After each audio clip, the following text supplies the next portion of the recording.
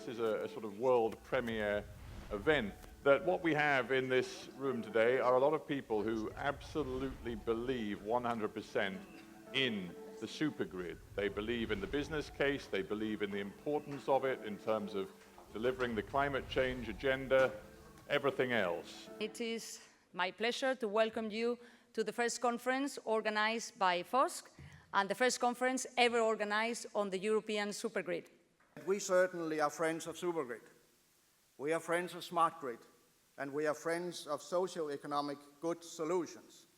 Our first element for the supergrid is a super plug. So most of all, ALIA, the Belgian government, want to have one spot that is together, that is shared by the different parks. What we put in this supergrid has to be interesting for the national grid at the beginning, but acceptable to be a connector to other grids. You know, we see the centrality of the supernode to this. This is the new piece of technology that's needed. And, you know, I see the first supernode being built over the next 3 years. And I see the first leg of the supergrid being built by 2020. The supergrid could be something that really pulls Europe together as a European project. It is something that could integrate Europe, help get growth going, and make the politics of life together in Europe a bit more straightforward, a bit more collaborative. The declaration that we are about to sign, entitled "There is no transition without transmission." For the first time, we have political representatives, industry, and environmental ONGs working together to reach the same objectives and even coinciding on how and when to reach them.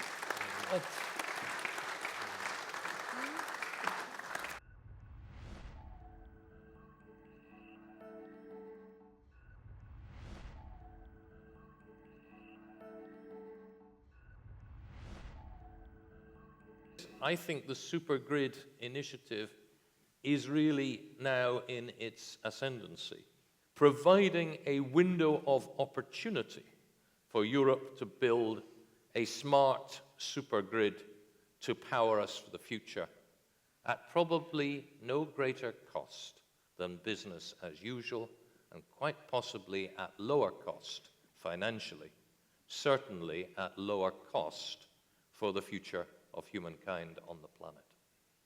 We should not forget that the biggest hurdle to build up a grid is not money, it's not technology, it's public opposition.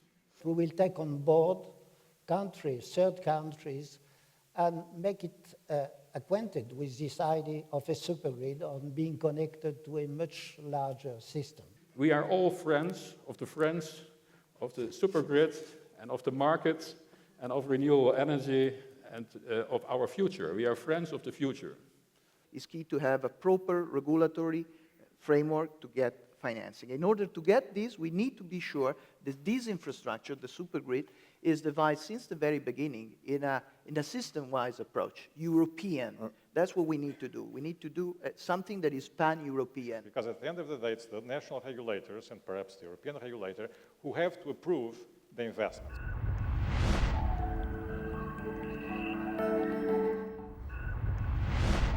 We have an investment in the US in a project that is called the Atlantic Wind Connection Cable. We have a nice return of equity of 12.59%.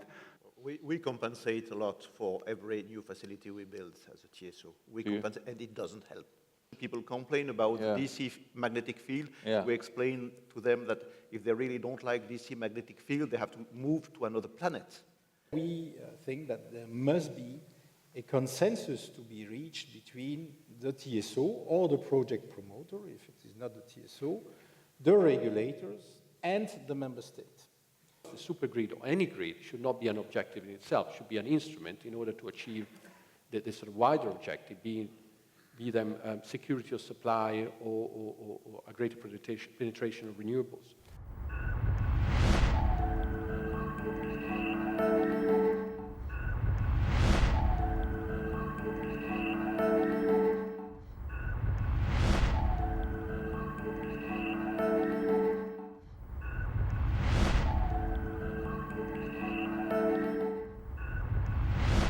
Supergrid is a European project, and it must be developed for the benefit of all European citizens, of today, and most importantly, of tomorrow. Current legislation at EU level to help accelerate the permitting process of interconnection shall be supported. It has been a very good conference, and this encourages us to welcome you next year to Supergrid 2013.